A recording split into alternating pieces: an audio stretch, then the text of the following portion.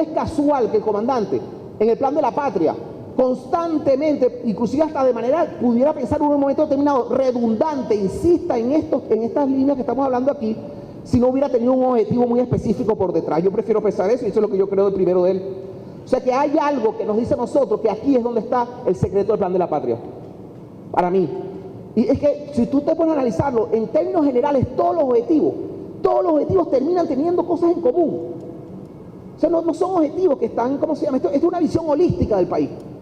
Esto es una visión, ¿cómo se llama? De gran avanzada desde el punto de vista de la distancia y también de lo que abarca desde el punto de vista de lo que necesitamos en el proceso de transformación. Adelante. Hay dos elementos fundamentales para que esto se dé. Uno tiene que ser desde el punto de vista ético y moral. O sea, el paso del capitalismo hacia el socialismo amerita necesariamente un cambio ético, una nueva ética. Ahora más adelante les vamos a profundizar acerca de eso, pero con respecto a la ética hay mucho que decir. ¿De qué ética estamos hablando? Por supuesto que esta nueva hegemonía ética espiritual nos permite superar los vicios que aún terminan de morir en el viejo modelo socialista capitalista.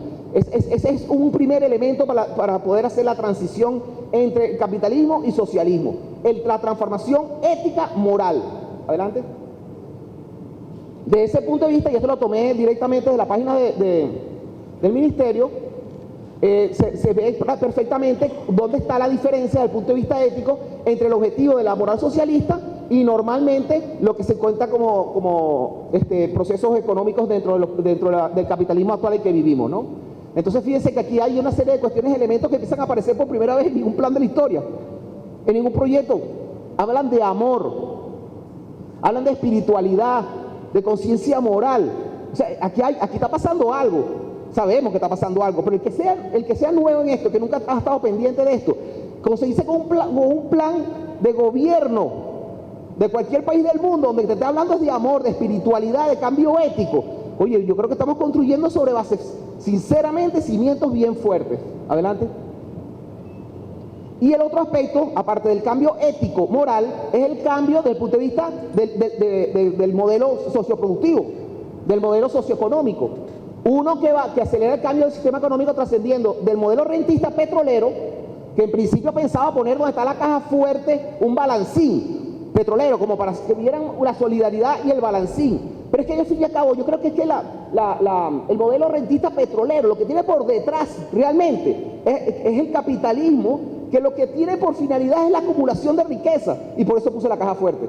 O sea, eso de ¿cómo se llama? Del acúmulo necesario de grandes riquezas, yo creo que es el factor, desde el punto de vista humano, más aberrante que pueda haber. Por lo tanto, creo que ahí es donde está parte de la transformación desde el punto de vista socioeconómico. Adelante. El sistema socioeconómico va a cambiar desde varios puntos de vista. En la transición hacia el socialismo tenemos que desarrollar nuevas fuerzas productivas, tenemos que desarrollar nuevas formas de organización, la producción, nuevas formas incluyentes, democráticas o protagónicas, y fortalecimiento de la expansión del aparato productivo. Ese es el planteamiento del comandante Chávez desde el punto de vista macro de lo que debe ser la transformación económica. Adelante. Que desde el punto de vista del ministerio habla en esa confrontación entre el capitalismo y socialismo, entre las características de cada uno, mediados por la bendita guerra mediática, que siempre está presente. Pero ustedes pueden ver la diferencia entre las características que les comentaba antes del capitalismo: tener, individualismo, codicia, esa palabra me cuesta, pero es codicia, lucro, pobreza extrema, y lo que se está planteando desde el punto de vista socialista: solidaridad, realización colectiva, satisfacción de necesidades, trabajo creador y productivo. Adelante. Estos dos elementos que les acabamos de mencionar, los elementos que tienen que ver con el modelo socioeconómico y con el cambio ético-moral, se combinan, se juntan, hacen entre ellas colaboración para producir el cambio que necesitamos. Acuérdense que son los dos elementos fundamentales: cambio ético y cambio productivo. Sería más o menos esto: una economía socialista con un sistema educativo orientado hacia las metas sociales. O sea, este es el punto de apoyo. Esta es la palanca de proceso de cambio completo que necesitamos hacia el socialismo. la unión entre un nuevo modelo económico y una educación completamente a tono con las necesidades del país sujetas a ese plan. Esta educación y el trabajo del sistema educativo tiene unas características. O sea, no puede ser cualquier sistema de educación y menos cualquier tipo de universidad o cualquier tipo de sistema de educación universitaria o tecnológico. No puede ser cualquiera el que tengamos. Tiene que tener estas características, camaradas. Tiene que ser integral, tiene que ser liberadora, tiene que estar vinculada socialmente, tiene que haber investigación pertinente, tiene que tener metas sociales. Por lo menos las universidades que apuntalen al proceso de transformación. ¿Y quiénes son esas universidades? ¿Cuáles son las universidades? Todas las universidades públicas del país. Ahí no importa si son autónomas, si son tradicionales, si son experimentales, todas, porque todas son públicas. Es más, las mismas privadas, porque el que sean privadas desde el punto de vista de la administración no significa que sean instituciones públicas, porque son públicas, porque la educación es un derecho humano, es un derecho público. Se tienen que regirse por ahí. No pueden andar en las desbandadas haciendo lo que le da la gana a cada quien, dependiendo de la posición curricular que de repente cualquier universidad tenga o no tenga, porque muchas veces que no tienen ninguna, ¿no? Adelante. Dentro de ese mismo proceso que le acabo de comentar, de tipo deductivo que estoy haciendo, o sea, de que empezamos de lo general, el siguiente objetivo es el 2.2. Empezamos por el 2. El 2.2 que habla acerca de la justicia social. O sea, yo lo que quiero ver en este ítem que le estoy pidiendo es cómo se puede ir desgranando de objetivo en objetivo a medida que vamos llegando más a la praxis, claramente la transformación universitaria. No sé si me explico. O sea, ¿por qué vamos a llegar a la transformación universitaria como tema de esta conferencia? Porque el primer punto tiene que ver con la creación del socialismo. Necesitamos educación para eso. El 2.2, que es subíndice del 2, habla de justicia social. Tenemos que tener una educación para eso. Adelante. El 2.2.2, acuérdense que este es en el plan, en el objetivo estratégico, profundizar las condiciones que aseguren para la familia venezolana, otra vez, la mayor suma de seguridad social, suprema felicidad, a partir de valores y principios de respeto, igualdad, solidaridad, corresponsabilidad, enmarcada en la justicia social como esencia de la construcción del socialismo. Aquí, en profundizar las condiciones que aseguren para la familia venezolana la mayor suma de seguridad social, habla también de la educación. ¿O no? O sea, parte de la seguridad social individual de cada persona tiene que ver con su nivel educativo, seguramente. O sea, que aquí por eso seguimos metidos dentro del proceso de transformación universitaria. ¿Para qué nos sirve la transformación universitaria? Nos sirve también para esto, para lograr a la familia venezolana conseguir esa seguridad social desde todos los puntos de vista. Adelante. No es sino hasta el 2.2.2.11 en los objetivos generales donde aparece por primera vez específicamente el tema de la transformación universitaria. Consolidación de la transformación universitaria en torno a la formación integral en producción intelectual y la vinculación social que garantiza el desarrollo de las potencialidades creativas y capacidad resolutiva frente a los problemas prioritarios del país y los objetivos estratégicos del Proyecto Nacional Simón Bolívar. ¿De qué nos habla este objetivo? Nos habla básicamente de las 4 funciones básicas universitarias tradicionales. ¿Lo notan? Consolidación de la transformación universitaria en torno a la formación integral. ¿De qué nos está hablando? De docencia. De vinculación social. ¿De qué nos está hablando? De la que conocemos como extensión universitaria. Que garantiza el desarrollo de las potencialidades creativas y capacidad, de que estamos hablando de investigación. Y la gestión, porque pertenece como función universitaria, la gestión, que normalmente no es considerada oficialmente como una de las funciones universitarias, debe ser considerada como tal. Y si esto está establecido en el plan de la patria, pero por supuesto entonces que está hablando de gestión también, de gestión universitaria. Y ahí seguimos, adelante. Aquí voy a entrar realmente en materia. Y me refiero a que el tema de la conferencia tiene que ver con una perspectiva curricular, como vieron en el tema original, en el título de la conferencia. Es una perspectiva curricular, porque, bueno, y me van a disculpar, es una interpretación muy personal y que quizás a lo mejor temeraria, pero que yo necesito hacer, pues.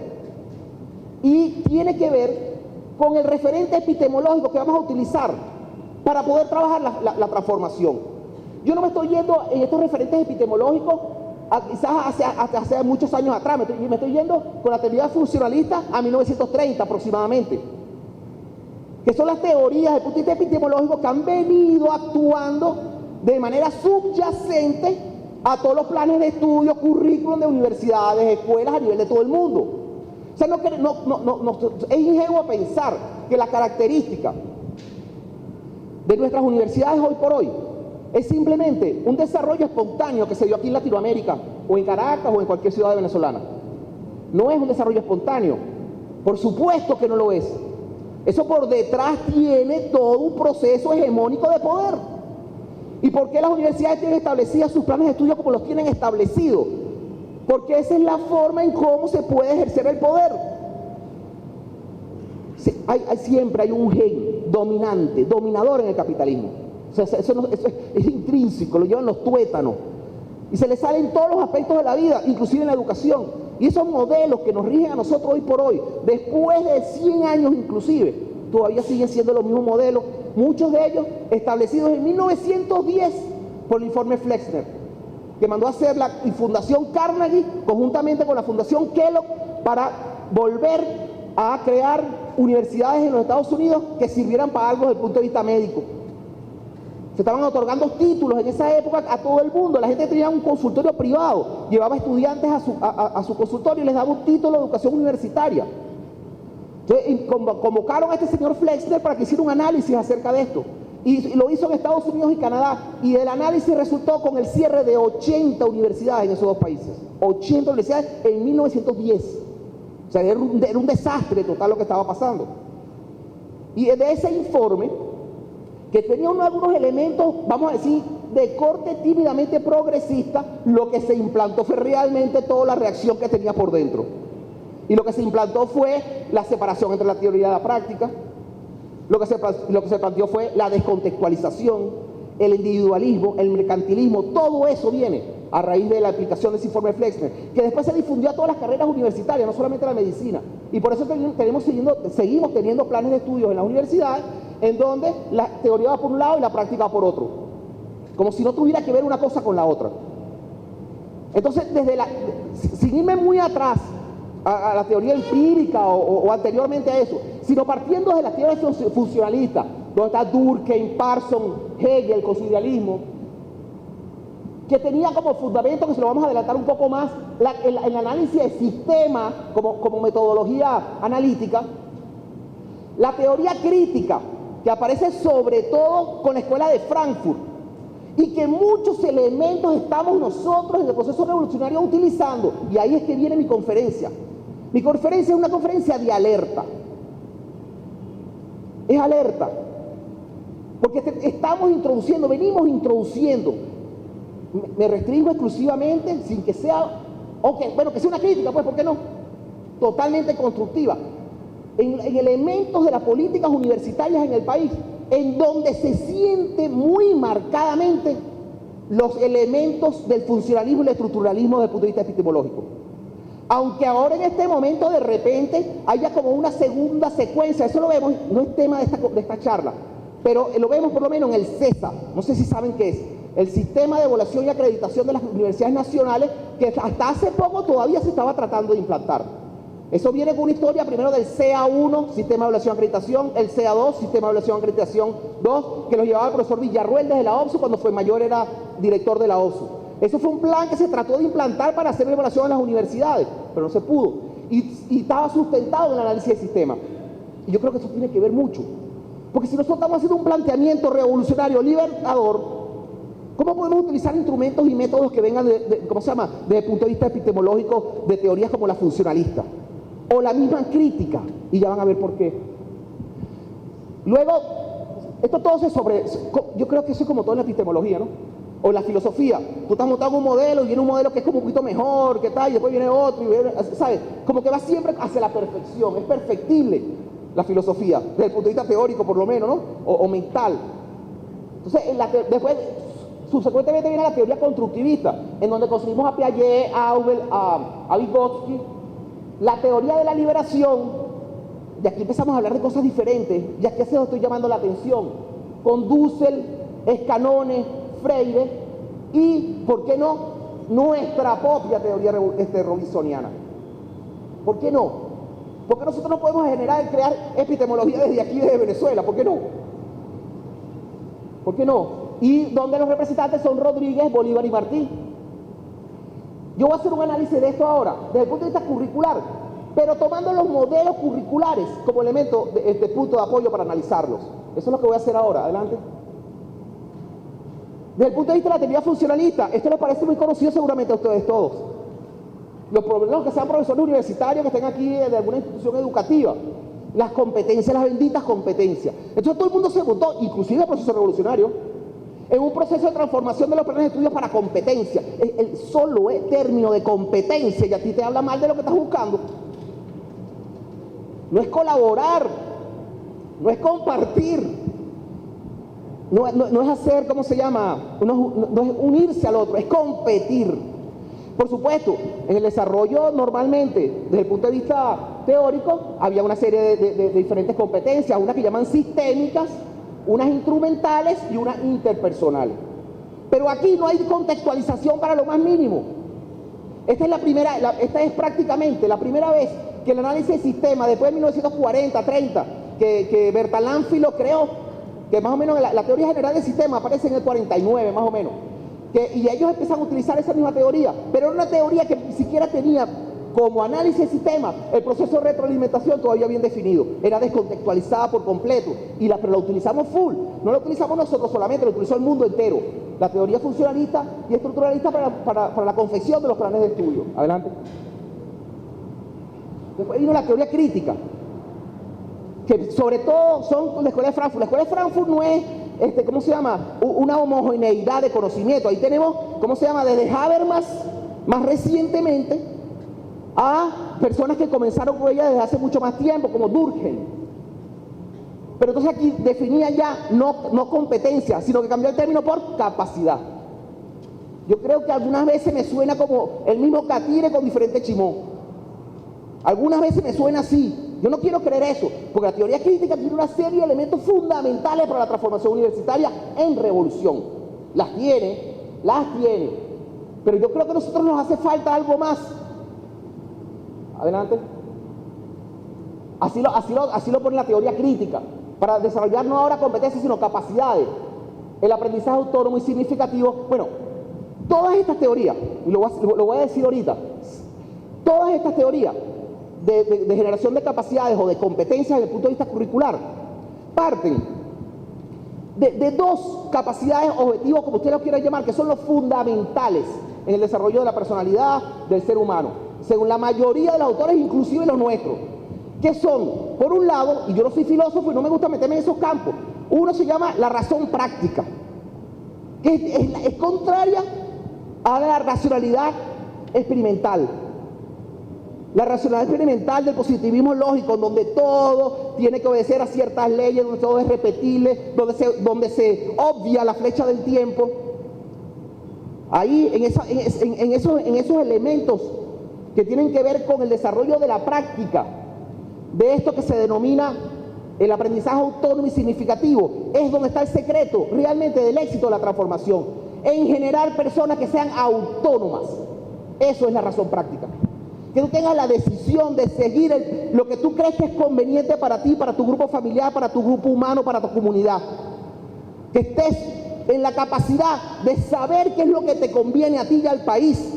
Eso es la razón práctica, o por lo menos lo que yo entiendo de la razón práctica. Ese es el hecho autónomo. Esa es una competencia que desde todos los puntos de vista hay que generarla.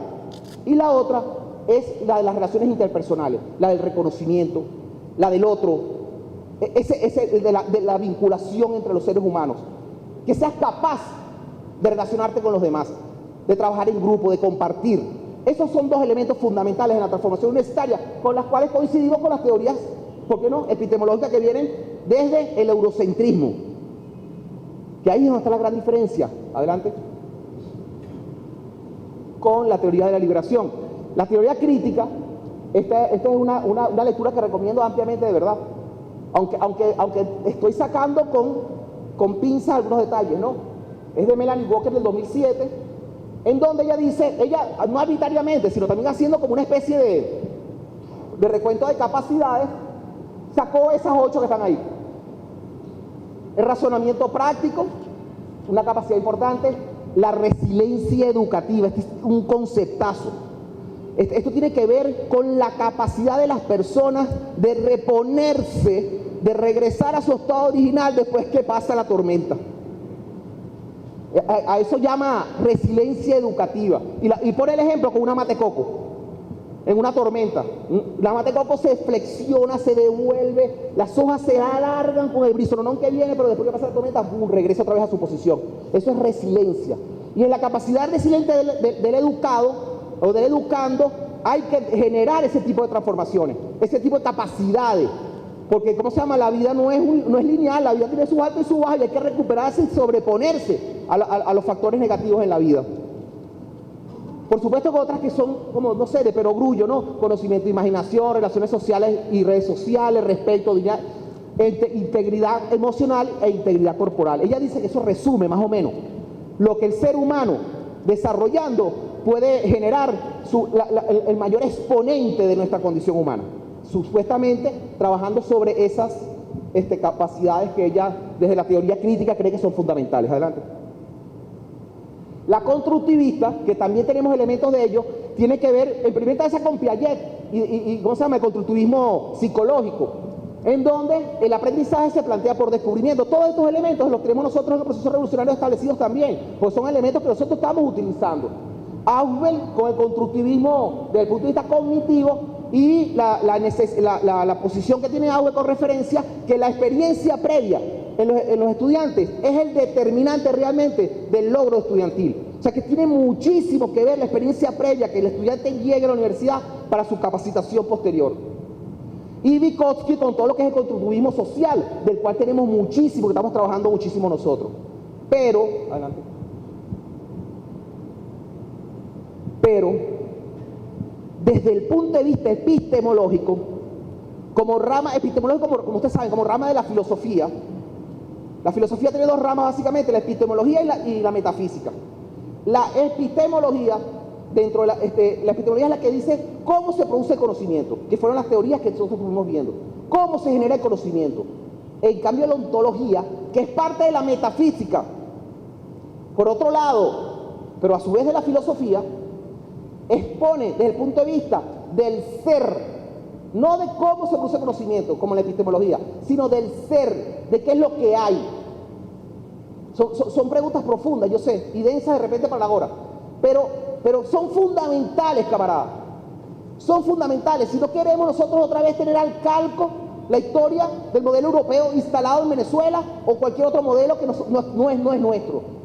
Y es fundamental, ¿por qué? Porque en el modelo eurocentrista, que son todos, inclusive el marxismo eurocéntrico, inclusive el marxismo, y Canón inclusive lo critica. Él después regresa otra vez en la discusión y dice que como que no le parece tanto que el marxismo como que sí tiene esto metido adentro, no. Pero él no queda muy claro. Pero el cambio fundamental es desde el punto de vista no epistemológico, sino ontológico. Ontológico.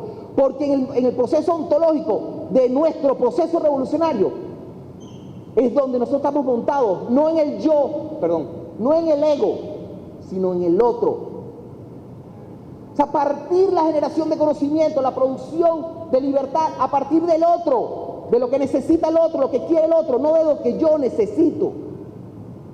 Eso significa desde lo colectivo, no de lo individual, de lo comunal, no de lo particular.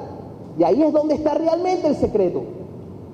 Porque lo demás son modelos que normalmente tienen por detrás un elemento de dominación, como se lo está diciendo, y además eurocéntrico.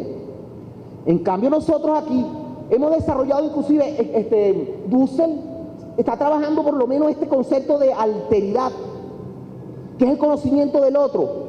Es fundamental desde el punto de vista ontológico. Y se maneja desde la teoría de liberación y desde la teoría, esto me encanta, de la ética circunstancial. Y por eso les dije que más tarde íbamos a abordar la ética. No todo, la ética, o no todo lo que sea ético es ético todo el tiempo, ni en todos lugares. De repente, ¿qué es la ética? Lo que está bien y lo que está mal, ¿no? Más o menos. En Europa lo que está bien y lo que está mal es en Europa. Lo que está bien y lo que está mal aquí es aquí. Por lo tanto, estos señores desarrollaron nada más y nada menos que el concepto de ética circunstancial. Y me parece buenísimo, porque eso le da una flexibilidad grandísima a los modelos de estudio.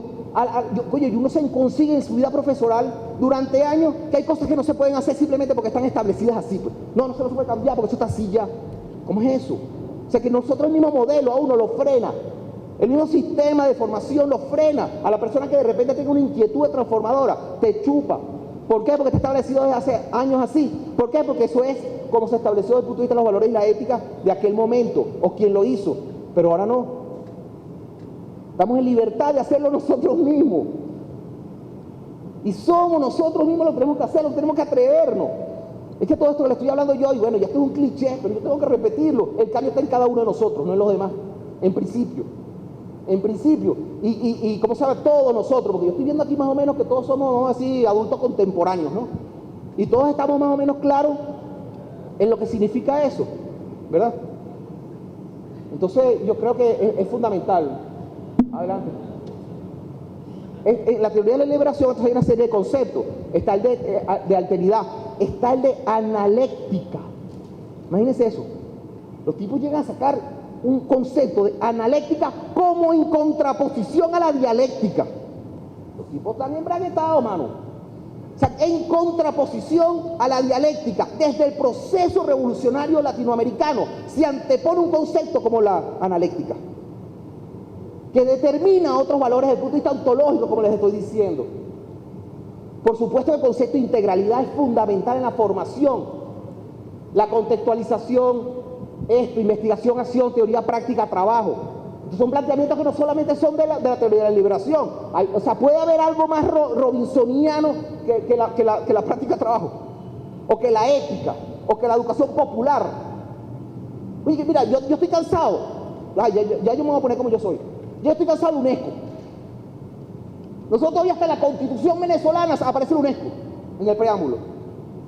No, pana, ya no. O sea, la UNESCO nos ha traído a nosotros, yo le agradezco, ¿verdad? Desde 1998, el primer Congreso Mundial de Educación Superior en París, las cinco estrategias para la transformación universitaria, calidad, equidad, pertinencia, internacionalización y gestión universitaria, que eran las que teníamos que seguir en Latinoamérica desde el 98. Fuimos después otra vez a la segunda Conferencia Mundial de Educación Superior, nos volvieron a decir más o menos lo mismo, desde Cartagena, en La Habana.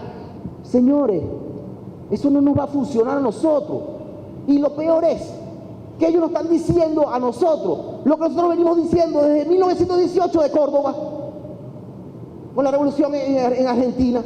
Esos son nuestros elementos, esos no son de la UNESCO, esos no son europeos, esos somos nosotros mismos. Nosotros éramos los que hacíamos trueque. Nosotros somos los que estamos originando ese conocimiento que nos están enlatando desde allá a través de la UNESCO y nos vuelven a presentar aquí otra vez. Y ahí van todas las universidades. Bueno, Venezuela es la que se quedó atrás con eso. Yo creo que también hasta ese cierto punto, no sé si será por anarquía o porque es carajo, pero necesariamente o importantemente es que nosotros no hicimos la agenda de la UNESCO. Y fracasó la agenda de la UNESCO. Se los digo aquí a sotoboche. Por eso que yo les digo, yo comento, por ejemplo, que el resto es Sudamérica, que el ALBA, que el Mercosur, señores, en temas de educación superior, en temas de educación universitaria, señores, me van a disculpar, los revolucionarios aquí somos nosotros. Todos somos revolucionarios, pero lo que estamos dando el pie de lucha somos nosotros. Lo que estamos generando, esto que estamos generando aquí somos nosotros. Somos nosotros. Entonces, que los acuerdos de mancomunidades, que los acuerdos internacionales con otros organismos, con otros estados, desde el punto de vista de la acreditación, la homologación de títulos a nivel suramericano para parecernos a la Unión Europea, I'm sorry, eso no nos va. Que nos vuelvan a meter otra vez el análisis del sistema como sistema de evaluación. Eso no va. Yo no creo. Por eso que digo, tenemos que dar el paso. Bueno, ¿qué va? No sé, todavía lo estamos construyendo. Lo estamos construyendo y eso es lo más importante. Y va a salir algo, seguramente que sale cosas de cómo hacerlo, pero tiene que ser sobre la práctica. Y no podemos, yo se lo dije una vez, no sé si fue, yo no sé si era el ministro Bonilla, creo que era Bonilla en la UBB, en una conferencia de transformación universitaria que tuvimos. Y entonces él mostraba una preocupación grandísima porque tenían una doble presión. Una, la transformación universitaria en Venezuela y la aplicación del CESA y no sé qué cosa, vamos a evaluarnos, las universidades, tal y tal. Pero por otro lado, tenía la presión de Mercosur, de la ALBA, que mira, que vamos a homologar el título, acreditarnos con las medicinas, con las odontologías o con las veterinarias. Entonces, ¿con qué hago? Pero toda la ANECA, todos los organismos o instituciones que se crearon como evaluadores externos en los países latinoamericanos, porque evaluaron a la universidad como pares externos, ¿se acuerdan? Que la universidad la evaluación era mixta. Entonces primero hacías un proceso de autoevaluación interno y tus resultados, tú presentabas un informe, se lo presentabas a unos pares extranjeros, unos pares exteriores que te daban entonces la acreditación. Ese proceso se cayó en Argentina, se cayó en Brasil, se cayó en México. O sea, ahorita por hoy están diciendo, están sacando los resultados desde el año 95, más o menos, que empezaron ellos con este proceso de evaluaciones institucionales en las universidades de sus países. No ha habido cambio. No ha habido cambio. ¿Por qué será? ¿Por qué será? Coño, no tendrá que ver con el modelo que nos están diciendo que tenemos que aplicar para que nos acreditemos. Coño, eso para mí está de anteojito. Aquí no lo arrancamos porque, bueno, por diferencias políticas, por otras cosas, porque se intentó muchísimo. Mercedes Campero, César Villarruel, en la Universidad Central de Venezuela. Bueno, ellos fueron las personas que siempre han tratado ese tema en la Universidad Central. No sé si también por cansancio no se dio. Pero bueno, o sea, se trató desde la OPSU, todo lo que fue el proyecto Alma Mater, el primer proyecto Alma Mater, no ahorita que está ahorita, que es el de la unificación de todas las universidades, el primer proyecto Alma Mater, que tenía, todo eso planteaban esos elementos, y estaban ahí, y tampoco se dieron. Adelante. Desde la teoría de liberación y de la visión latinoamericana, en la educación como práctica cultural, es un elemento fundamental. La educación es cultura. Eso es fundamental. Sentido de historia, el poder como factor para la libertad, la ética circunstancial que ya hablamos, empatía, ciudadanía y solidaridad. Son elementos fundamentales desde esta visión que es la que yo creo que tenemos que impulsar. No tenemos quizás los métodos, los instrumentos, las herramientas, pero las podemos desarrollar mientras tengamos claro desde el punto de vista teórico qué es lo que estamos buscando y dónde estamos parados. Yo creo que se puede perfectamente desarrollar. Adelante. El pensamiento bolivariano y robinsoniano ya tenía estos elementos de hace 200 años, porque tuvimos que esperar que viniera la UNESCO a decírnoslo. 200 años se habla en Venezuela de la Universidad Republicana, del estudio-trabajo, de la teoría y la práctica en común, de la equidad, de la formación moral. Y tuvimos que esperar 200 años que la UNESCO nos venga a decirnos eso a nosotros. Oye, por favor, vamos a recoger lo nuestro y que además no estaba equivocado desde un principio. O sea, ahí es donde ven ustedes, quizás la belleza, lo brillante, la grandeza de nuestros próceres. O sea, la visión de Bolívar era una broma que no tiene parangón. 200 años diciendo atrás que nos cuidáramos de los Estados Unidos. Sí, imagínate tú, y ahora mira. 200 años atrás nos lo dijo. Coño, igual que nos dijo eso, nos dijo las cuestiones de la educación. Vamos a revisar eso. Es lo que yo los convoco. Y hay otros elementos que podemos desarrollar seguramente que nos den las herramientas metodológicas para lograrlo. Adelante. Ya finalizando, hay unos pilares que yo pongo ahí, sugerencias, pueden haber otros que son fundamentales. Primero, que asumamos entonces el asunto de la educación como integral, la necesaria vinculación socioproductiva ahorita, que es política nacional. No puede haber ninguna universidad que no esté relacionada con las comunas, con los consejos comunales, con las mesas técnicas de agua, de su vecindad, de su circunscripción. Tienen que estar metidos en eso y buscando el elemento socioproductivo. Esa fusión entre lo socioproductivo y la educación integral, que les comenté varias diapositivas atrás, que era fundamental para que produciera el cambio de transformación, igualito lo plantea nada más y nada menos que Albert Einstein. Exactamente así, modelo socioproductivo popular con relaciones directas con las universidades que tengan sentido social. Adelante. Desde el punto de vista de la formación integral, hay varias dimensiones que se pueden, no las quise llamar capacidades, pero están ahí, que tienen que ver con lo ético, espiritual, cognitiva, comunicativa, estética, parecido a lo que Melanie Walker planteaba. Pero esto desde el punto de vista ontológico es donde está la diferencia. No sé si me hago claro con eso, ¿no? Adelante. El entorno socioproductivo, que es la relación que vamos a tener directamente nosotros con las universidades, está en el poder popular y está en todos esos organismos e instituciones. Nosotros no podemos estar exentos, bueno, nosotros digo yo porque yo vengo de la Universidad Central, compréndame. Porque de repente aquí hay gente de la Bolivariana, hay gente de la UNEFA, hay gente de otras universidades en donde por lo menos el currículum por proyecto está establecido hace tiempo. Estamos luchando en la central a ver si la gente termina de entender qué es lo que es eso. O sea que el proceso bolivariano, aunque ha ido abordando el proceso de la formación universitaria, ha logrado generar un nuevo modelo de formación definitivamente. Y es el modelo que se está actualmente utilizando en las universidades que pertenecen a Árbol. Y es un modelo basado en esto que les hemos estado comentando, con algunos bemoles, que no es parte de esta exposición también, de los cuales había que alertar. Porque yo les decía hace rato que el cambio primero va internamente en nosotros. ¿Por qué? Porque si nosotros somos los docentes que no hemos cambiado, ¿cómo le vamos a enseñar a la gente para que cambie? Si vamos a enseñar el mismo modelo, el mismo esquema con el cual nos educaron a nosotros. Entonces, liberarse de eso, que lo tenemos metido en los tuétanos, al adulto contemporáneo como nosotros nos cuesta, porque nos sentimos muy seguros con lo que conocemos y sabemos hacer. Pero eso no es pensamiento revolucionario, camaradas. Eso no es pensamiento revolucionario. Pensamiento revolucionario es paso adelante. Paso adelante, si nos caemos nos paramos. Pero no podemos, y lo pongo como un ejemplo, robándome un poquito del tiempo del profesor Villalba, en la Bolivariana, en la cual trabajé y sigo teniendo contactos en algunos momentos de mi vida, se dibujó un poco esa idea original de los programas de formación nacionales, que eran sustentados sobre una idea diferente al concepto de facultad, de escuela que tenemos en las universidades tradicionales. Pero sin embargo, siento que en la Bolivariana, ya hoy por hoy, casi todos los programas son una facultad aparte. O sea, ese concepto de integración entre todos los programas de formación, porque trabajaban a través del proyecto, en un problema común en las comunidades y que iba a ser abordado integralmente, interdisciplinariamente, transdisciplinariamente, todas esas iban a actuar sobre ese problema específico, pero cuando llegaban cada uno allá, venía cada uno con su esquema de la individualidad. Yo se los advertí un momento que yo pertenecía al Consejo Universitario de la Bolivariana, y dije, mire, tenemos varios programas de formación y estamos repitiendo en cada uno de los programas de formación cátedras que ya tenemos en otros. Entonces, por lo menos en ambiente y en salud pública, había una cátedra de estadística diferente en las dos. Yo, señora, vamos a usar las estadísticas de ellos. Que se venga del otro programa, vamos a coger clases nosotros con ellos en ambiente. Total, salud pública y ambiente no tienen que ver.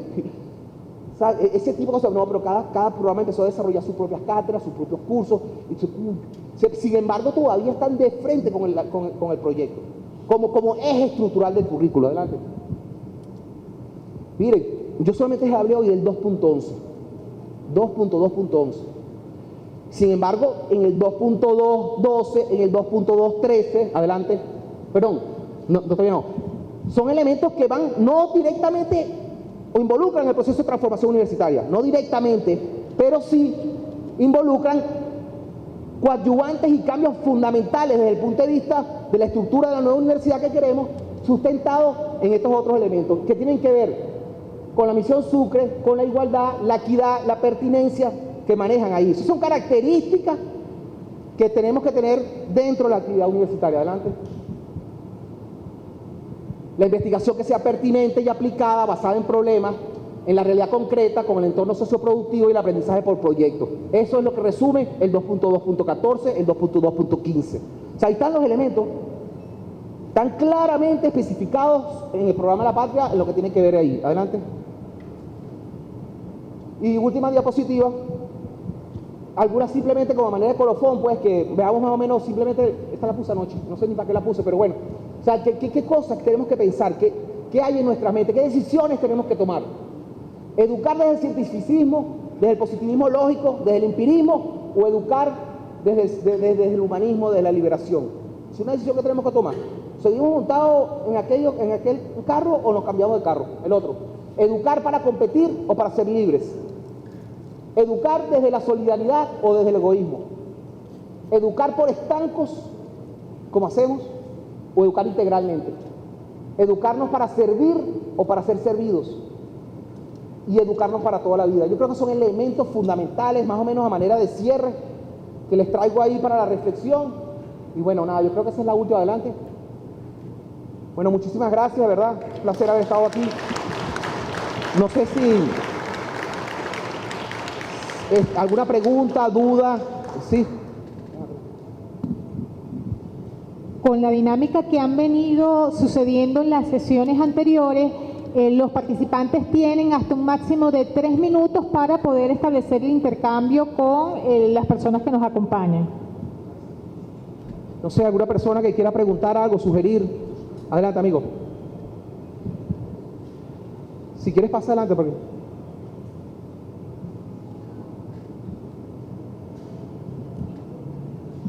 Mire, profesor, en su conferencia yo quiero que me aclare 2 puntos, ¿no? Durante el primer gobierno de Rafael Caldera se hizo una reforma universitaria, educativa, perdón, ¿no? Vino una comisión de UNESCO del Sur, todos partidarios de las dictaduras militares, ¿no? Que manejaban la teoría de que las ciencias sociales formaban hombres revolucionarios y que para evitar las conmociones sociales había que simplificar la enseñanza de la ciencia social. Aquí en secundaria se redujo la enseñanza de la historia solo a cosas muy puntuales, muy simples, de la moral y cívica y de la geografía. De ahí surgió lo que dijo Edmundo Chirino, la generación de bobos, ¿no? Bueno, luego, cuando usted señala a los teóricos de la educación republicana, usted olvidó mencionar a un personaje muy importante, que es el creador del pensamiento revolucionario de la revolución hispanoamericana, de la cual se va a nutrir San Martín, Bolívar y posteriormente Martí. El creador de la frase, espérate, ¿cómo es la del? Ahorita se me olvidó, que la populariza mucho Martí, que es Francisco de Miranda. Miranda es el creador del pensamiento revolucionario que hizo posible la independencia de Hispanoamérica, pero es negado. Muchos de los pensamientos teóricos que desarrolla Miranda, y hay otra cosa que olvidamos, Miranda es producto de la universidad, Miranda es egresado de la Universidad de Caracas en la Escuela de Artes de aquella época. Esa es una cosa que han olvidado mucho, ¿no? Y muchas de ese pensamiento que lleva a la praxis Simón Bolívar, el actor intelectual es Francisco de Miranda, ¿ves? La frase es para nosotros, ¿cómo es? La patria es América, algo así,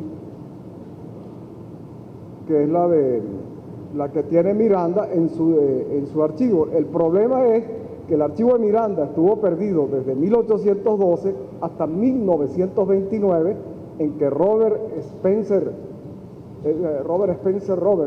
William Spencer Robertson hace una tesis doctoral en la Universidad de Columbia sobre la vida de Miranda, y él localiza en Escocia los 69 tomos del archivo de Miranda, y ahí es cuando se empieza a difundir el pensamiento de Miranda, cuando había perdurado las calumnias que le levantó el mantuanaje caraqueño, el Marqués del Toro,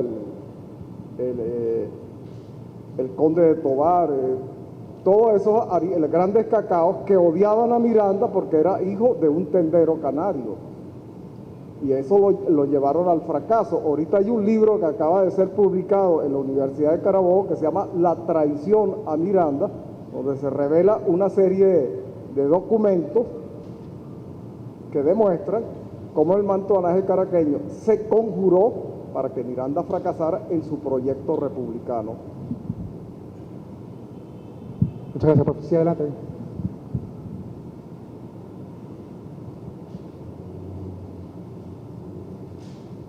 Hola, buenas a todos. No sé si atrás se escucha, porque cuando usted estaba exponiendo nos costaba un poco atrás.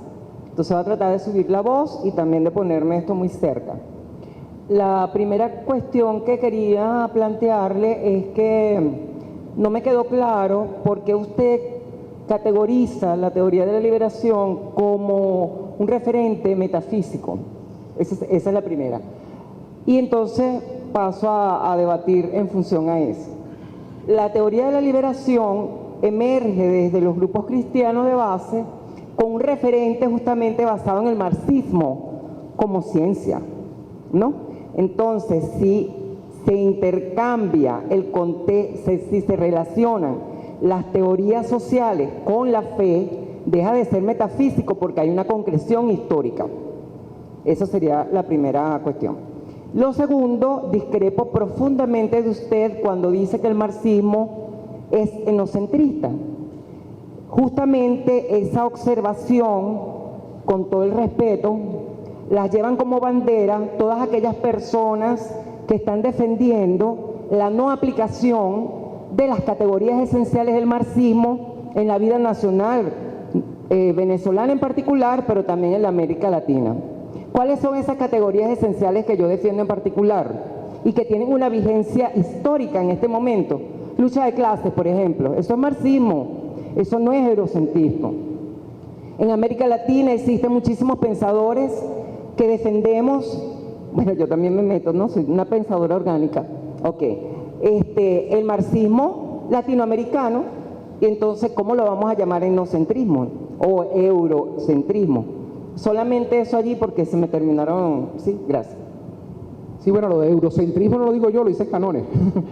Y él es el que ha ido y regresado sobre la obra de Marx, y él es el que dice, yo no soy filósofo, él es el que dice que él ha conseguido una falta de totalidad en la teoría marxista, en la cual, no una falta de totalidad, sino que por ser todo lo contrario, por ser una posición paradigmática desde el punto de vista totalizadora, porque el movimiento de liberación, la teoría de liberación, como dice los movimientos cristianos, la profesora muy bien dicho allá, también tiene que ver con la liberación de la mujer, y tiene que ver con la liberación del oprimido, y tiene que ver el desarrollo que hace también Dussel, tiene que ver mucho con ese tipo de problemas que desde el punto de vista de la segregación femenina, ese tipo de cosas estaban sucediendo, y de ahí viene mucho, porque por algo dice también la teoría del oprimido, que es cuando Freire la toma ya. Entonces, de ahí es que viene sobre todo también de los grupos cristianos, como ella comenta. Ahora, ¿por qué lo meto como un elemento metafísico? Porque desde el punto de vista ontológico está cambiando el punto de partida. Entre todas las propuestas eurocéntricas, incluyendo el marxismo, según Escanones, y el planteamiento de la teoría de liberación, que ontológicamente, así sea rama de la metafísica, cambia el punto de partida del ego a la alteridad. Por eso que yo lo digo, porque es desde el punto de vista ontológico, como rama de la metafísica, por supuesto, pero desde el punto de vista ontológico donde cambia ese punto de partida. Por eso, de todas maneras, mira, yo me excuso con cualquier imperfección que haya cometido desde el punto de vista filosófico. Yo soy un atrevido hablando de estos temas, profesora, pero bueno, eso es lo que interpreto realmente. ¿Alguna otra pregunta? Buenos días. Bueno, yo realmente no soy profesor, yo soy un educador popular, o me ejercito en eso del intercambio de saberes a nivel de lo que es la construcción del socialismo. Pero cuando hablaba de la parte filosófica, quizás entro como en una contradicción parecida a la que expone la camarada que me antecede, ¿no? Porque cuando estaba exponiendo desde el punto de vista filosófico, y yo sé que yo también ahí sería una aventurada al hablar de filosofía, sentía, como dijo Ali Primera, yo no sé filosofar, pero había allí como enfocaba en lo filosófico, lo epistemológico como el saber, el saber, o sea, la producción de saber, de conocimiento. El ontológico, desde el punto del ser, del existir, de lo que hay. Y entonces después hablaba de la teoría de la liberación y de la ética circunstancial en la parte ontológica. Y en la parte ontológica del ser, yo pensaba que a nivel de la filosofía pudiéramos pensar desde lo epistemológico, desde lo ontológico y desde lo axiológico. Entonces lo axiológico me envolvería allí lo que es la ética, y entonces tendría como que yo un reacomodo a medida que lo estaba escuchando. A nivel mental estaba haciendo como un reacomodo, ¿no?, de lo que estaba escuchando. Entonces, más o menos es esa inquietud, porque yo veo lo metafísico como lo que es un poco incontrastable con lo concreto. Ajá. Y entonces quisiera que me aclarara también esa parte. Yo me acuerdo que mi mamá leía libros de metafísica de Connie Méndez, sí, creo que se llamaba. Un librito que tenía en la mesa de noche. Ese libro pasó ahí años. Y yo estaba chamo, 12 años, 11 años. Yo creía que esto era una broma, en vez de metafísica era parapsicología. O sea, yo creía que era otro tema. Y te lo juro que todavía no lo entiendo.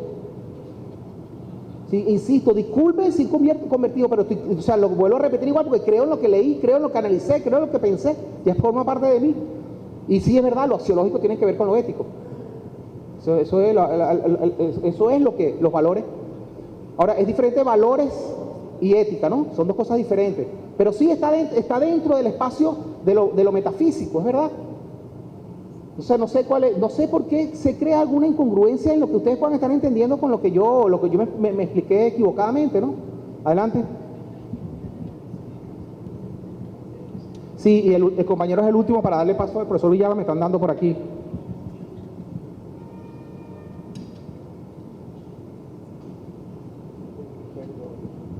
Buenos días, Puerto Cabello.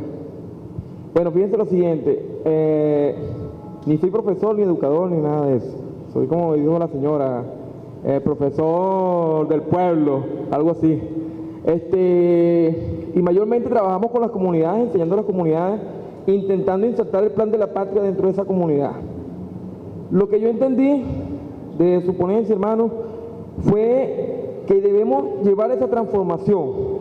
Fíjate lo siguiente, nosotros en las comunidades donde estamos trabajando ahorita, estamos buscando la manera de llevar el plan de la patria a un nivel educativo diferente, que es con tríptico, formatos educativos, para que ese pueblo comience a generar ese conocimiento necesario. No solamente se está llevando a las comunidades, también lo estamos llevando a ciertas partes como Tocuyito, las cárceles y esa cuestión. Pero yo veo que el problema radica, y lo hemos dicho ya, creo que esta es la cuarta vez que estamos aquí, ¿no? ¿Cuarta o quinta vez? 5 veces, ¿no?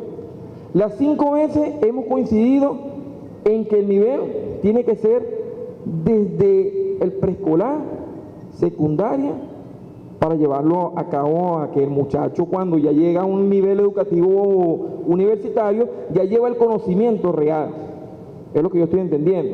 Ahora, la historia es perfectamente. Si sacamos los extractos de Mar, los convenientes, porque no todo tampoco era muy bueno. Si sacamos los extractos de Engel, que fue un crítico también, tampoco es malo sacar los extractos buenos. Pero no veo que nos pongamos tampoco a filosofar, porque no estamos para eso ahorita, estamos en un plan de emergencia, ¿no, camarada? Sí, bueno, no estoy muy seguro si hay una pregunta, una sugerencia, una duda, una recomendación, una crítica en lo que dijiste. No estoy muy seguro, pero